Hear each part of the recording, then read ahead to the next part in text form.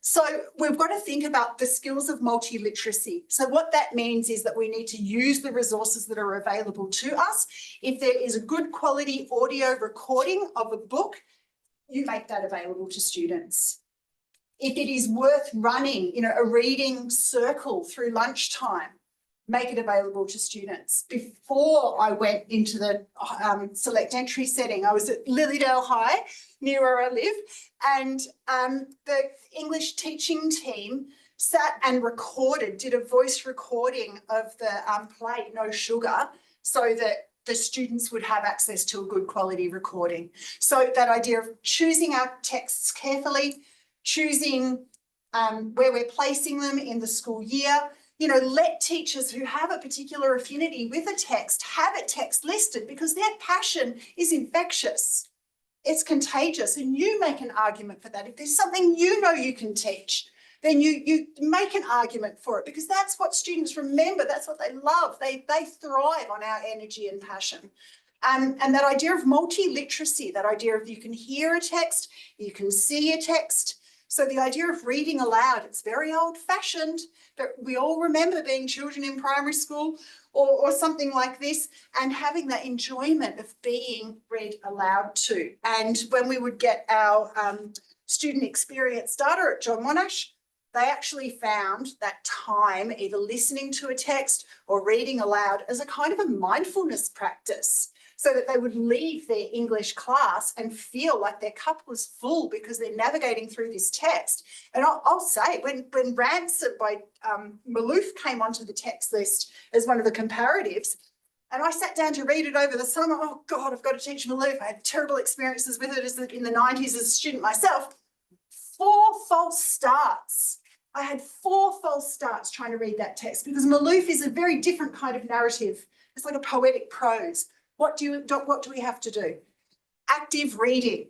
So that means if you're working with a PDF or you're working with a hard copy text, you've got a pencil in hand, you've got an annotator in hand, and you've got something on every page. It might be that you identify the smashing quote that you want to use. It might be that you write a theme or something about character, or that you code it, but that it is a working text. We need to teach students to annotate. If that also means that you're scanning in a chapter or more of your own annotations, or some good quality annotations, so that it becomes a working document.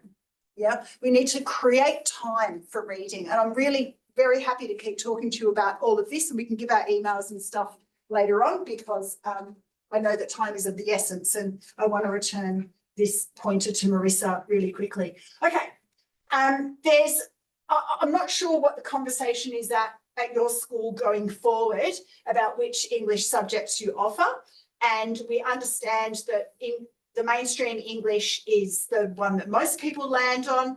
And there's all sorts of arguments around whether or not it is the most appropriate study for somebody. And I am showing you the rationales, because it is the rationale that the entire study design is grown from. And if I just read to you the opening line, the study of English empowers students to read, write, speak, and listen in different contexts. And it jumps down. And to encounter the beauty and challenge of their contemporary world with compassion and understanding. Blah, blah, blah. All very good. Nice one page, and it's talking about preparing young people with communication and all that sort of thing. Fabulous.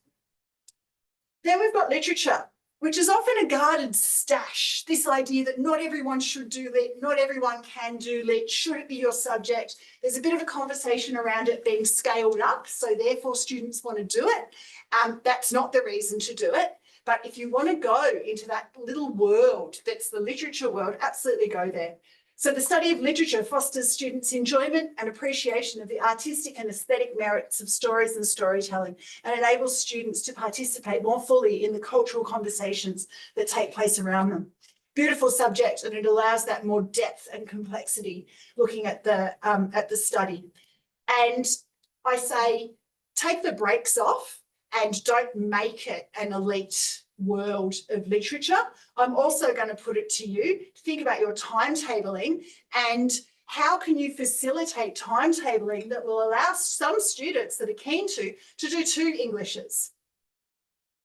Can you unlock access and let year 11 students do literature as an accelerated subject if that's what they really love, if they need to go into a special world. I can only think of one example ever where I've had one student that their lit score was better than their English score. Studying literature will push your mainstream English score through the roof. Do you want to do it as a year 11? Great. If your studies are too crowded, you can do that. Again, I'm really happy to talk to you about that kind of strategic thinking. Now we get to what is the thorn in so many people's sides, and this idea of, oh, I don't really like reading, I don't like fiction, therefore I'll do English language. It's like inviting someone who's not into maths to study spesh. Truly. You don't do it because you don't like reading. It is a very difficult subject, and this is my visual demonstrator.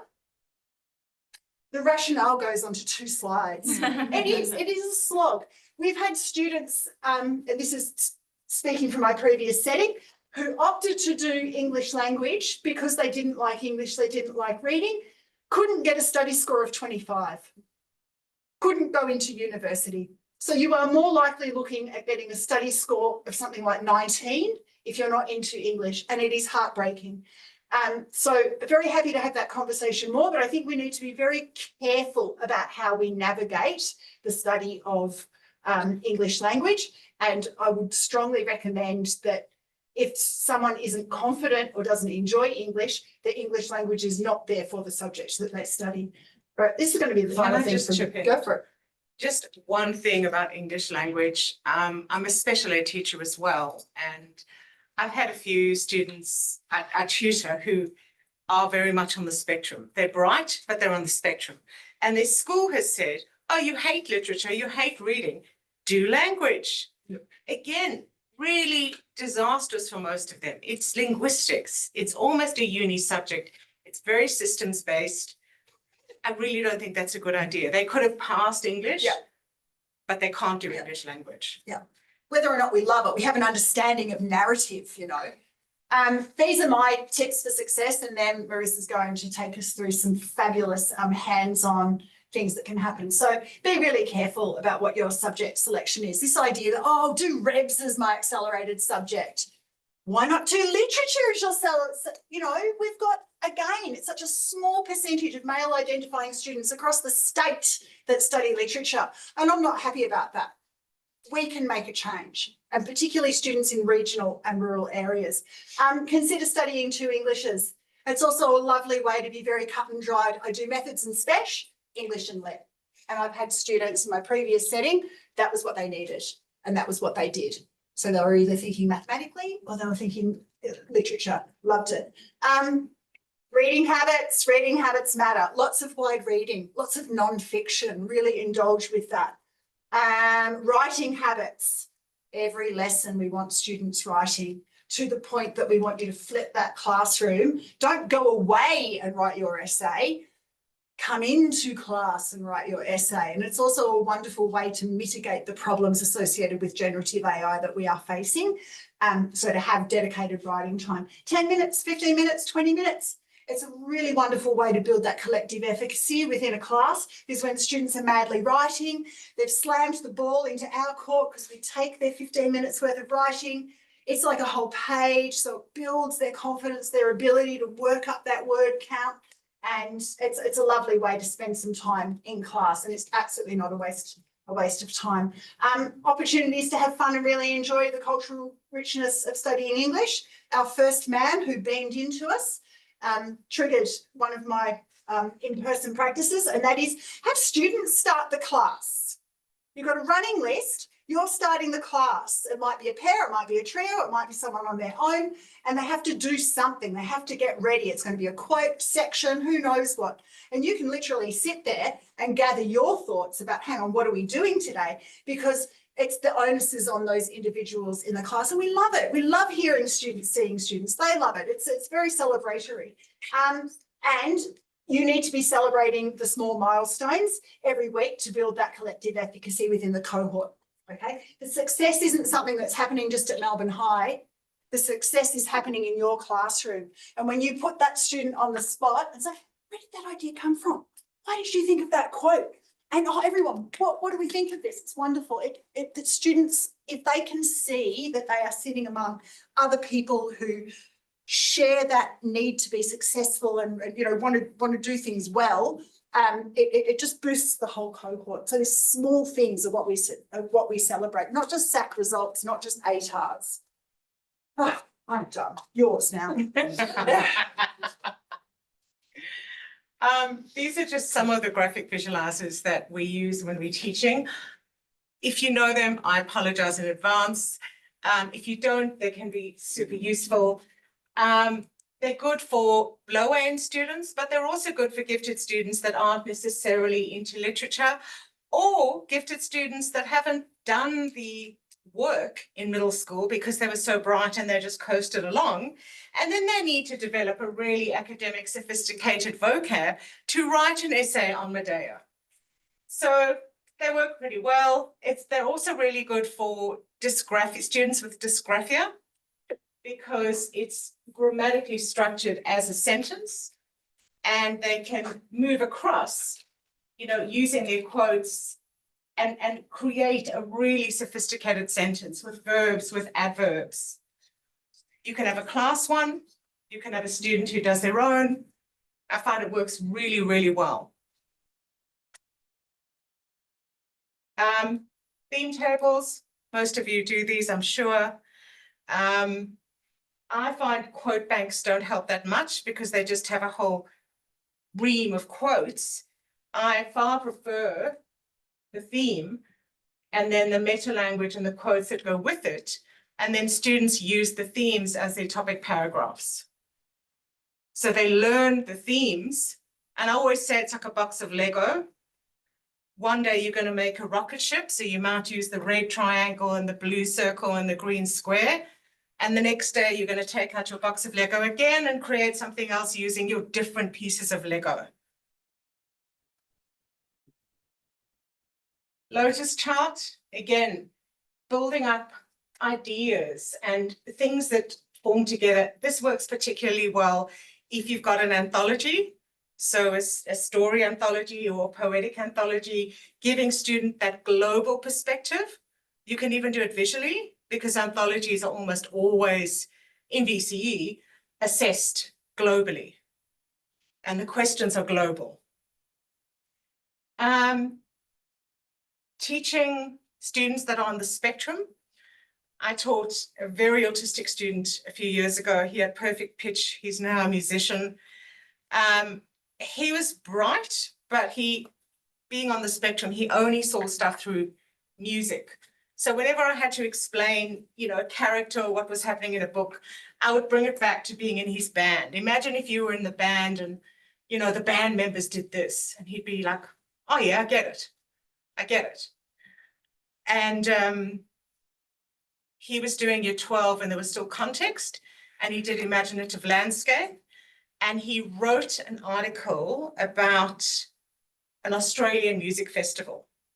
And he wrote so passionately about an imaginative music festival, because that was his passion. And he was really informed, and that came across. So I guess for gifted 2E students, finding what works for them, especially for the context, not the context section, the craft of writing section, finding something within that they connect with, that they're interested in, that they know about, really helps. Also, just a very easy acronym for film, SWOT codes. I taught in Perth, and the teachers in Perth used to use this. I don't know what that is. There's your cursor from the screenshot. Oh, right. I thought, oh, what did I type on there? So just very easy stuff, okay? And then you can expand. I think we're done. Is that the end? Okay, So now we are not the oracle, and all of these problems of practice that are on the page are very real problems of practice as we go forward. And there might be some burning questions that have come up. There might be yeah, but I thought you were going to talk about this. That's what we would like to hear. So we want to open the floor. What I will just add is VCAR. Sign up to be an assessor. sign up to assess GAT, sign up to be an exam proofreader, and always put yourself forward to be a part of the executive as well, and learn to navigate that very clunky system. And I say this to you, government school teachers, because government schools are underrepresented in VCAR, and it is a massive problem. I've just stepped away from doing some significant work in VCAR, and there were too many times I was the only government school teacher on not just a panel, but a boardroom surrounded by people. If people from your school are not being selected, get someone in a position of authority, year level coordinator, faculty coordinator, principal class, to make contact with VCAR and make them explain. Repeatedly, we've been putting staff members forward, no one's being selected. What's going on? The more we can ruffle those feathers and rattle that cage, the better. And we need to be, because unfortunately, there is an increasing divide of privilege and access. And there is stigma associated with particular texts that are selected, and an assumption that if you choose the classic Regency novel, then you're guaranteed a great score. Choose the Shakespeare text, you're guaranteed a great score. And students in particular schools are taught to memorise a couple of paragraphs. By the middle of their essay, it is drivel. And it is absolutely trite. And there's all sorts of assumptions around who does well and who doesn't do well. So if you don't be on the outside wondering, get in there and be vocal, because it now more than ever that is needed. So if you've never put yourself forward to assess for VCAR, do it. Seek support from your school. If people from your school are not being represented in that institution, that aspect of the Department of Education, really make a fuss, because we need to change. We need to change that. It's a huge deal. All right, what questions, what concerns do we have, please? Some information that I was after. I'm an English teacher and the HAPL at my school, and often I have VCE English teachers ask me what strategies work to extend the students in English who are already very high ability students in English. So not the ones that might be disengaged or the math science kids, but the kids who are doing really well in English. Yeah. What are the strategies that work to push those kids on? Because I think everyone presumes at VCE, oh, they all have to do the same thing. They all have to do the same exam. So we stop kind of challenging and enriching and extending. Is literature a VCE subject? It is sometimes. It comes. You need and to goes. get that up. Yeah. Get it up, get it running. Yeah, but if it's not, and then we've got those kids in English, this is what they're asking me, like, what can I do for this kid who, always, scores quite highly, and what kind of moves them into that really upper echelon? Like, what are some good strategies? I would say to give them academic articles on those texts to read, like we did at uni, to do proper academic investigation, if you like. Yeah. And to be looking at exemplar writing styles. It's actually looking at non-fiction writing. So the advice for students is subscribe to The Guardian, subscribe to The Conversation. A couple of times a week, just open that email that's arrived in your inbox and choose an article that you're interested in, koala habitats or drugs in sport or whatever, and read it, because it's those complex academic styles of writing that transfer over to students, because that's exactly it, isn't it? They've been applauded and elevated and been excellent. And then between year 10, 11 and 12, what is that growth? What is that often growth? in year 10, we've got them to do VCE style writing, and we're showing them exemplars in year 10 of VCE writing. So then once they hit VCE, they kind of just get thrown back into the into the pot, and it would be great to keep them elevating, keep them reaching and extending. Broad spectrum reading habits. And I also say the idea of harvesting language and harvesting writing style. So you might love the way that academic that was writing about the koalas is using, adverbs, and you can take it, you can take those parts of sentences, phrases, and have a running glossary or, a vocab book. It might be at the back of their exercise book or something, and force them to use new words. Yeah, that's a great one. We use like a meta language bank. Full of meta language phrases that are specific to that text that we're looking at. Which really helps our kids. And then we get them to annotate their own work as well.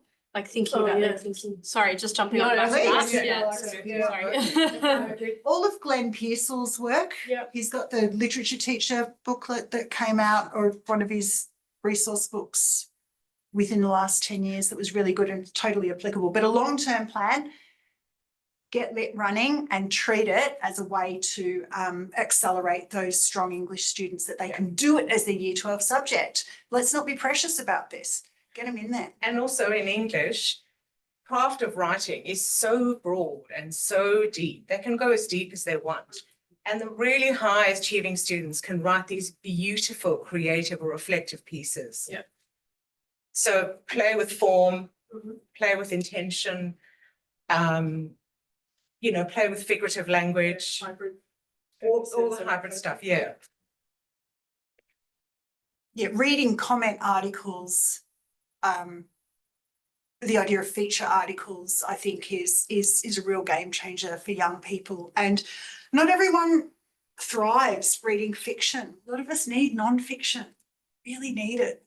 And that's what craft of writing invites. It doesn't have to be fiction. Yeah, even with craft and writing, our year 10 advanced kids, they had to write a real text and it got sent off somewhere. So they are forced to write. Yes. Oh, I like that. One of them read in Parliament last week. Oh, Yeah, so just like some of those, even if it's not a whole class, you can cherry pick a couple of those kids and say, you know, if you're section B in year 11 or year 12, you need to send that somewhere. That's the most brilliant thing I have heard all day. Honestly, that's sensational. Big respect. Yeah, that's amazing. So write to your member of parliament or Do write they to that source the CEO. idea, or do you?